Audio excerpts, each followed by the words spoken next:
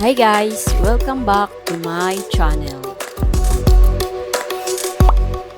For today's video, samahan niyo ako magtinda ng ating Graham Bar Ice Cream.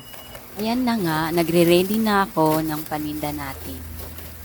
Una, naglagay muna ako ng malinis na tela bago natin isunod yung ice cube na naka-plastic.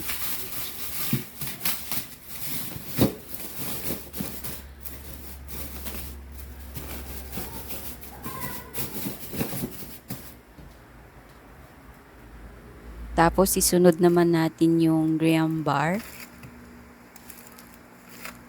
I-arrange lang natin sa loob ng styro box natin.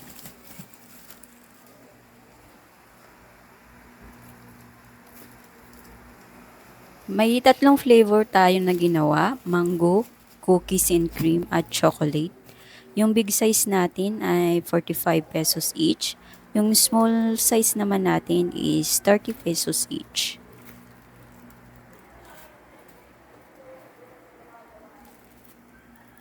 Ayan, aayusin lang natin sa loob ng styro box para magkasya lahat. Kasi mamaya maglagay pa tayo ng ice cube sa ibabaw ng Graham Bar. Pag nalagay na natin yung ice cube, isunod natin ilagay naman yung tela sa ibabaw at takpan natin para hindi mabilis matunaw yung ice cream bar natin. Tapos maglalagay ako ulit ng May kunting tips lang tayo para hindi madaling matunaw o maging malambot ang mango Graham Bar kapag ititinda. Una, huwag gawing masyadong basa ang cream para hindi ito maging watery. Habang natutunaw, i-mix ang cream at condensed milk sa tamang balance para hindi sobrang lambot. Bago hiwain o ipak, siguraduhin na chill ito nang hindi bababa sa 4 o 6 na oras para mas tumigas ang Graham Bar.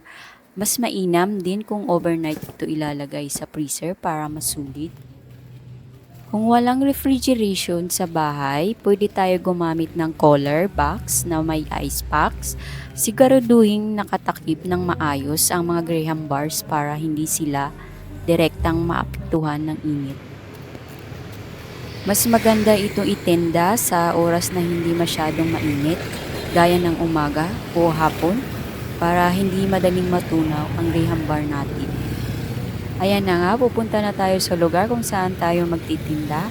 Sana makatulong ang mga tips na ito para mapanatiling fresh at hindi madaling matunaw ang mango Graham Bars mo.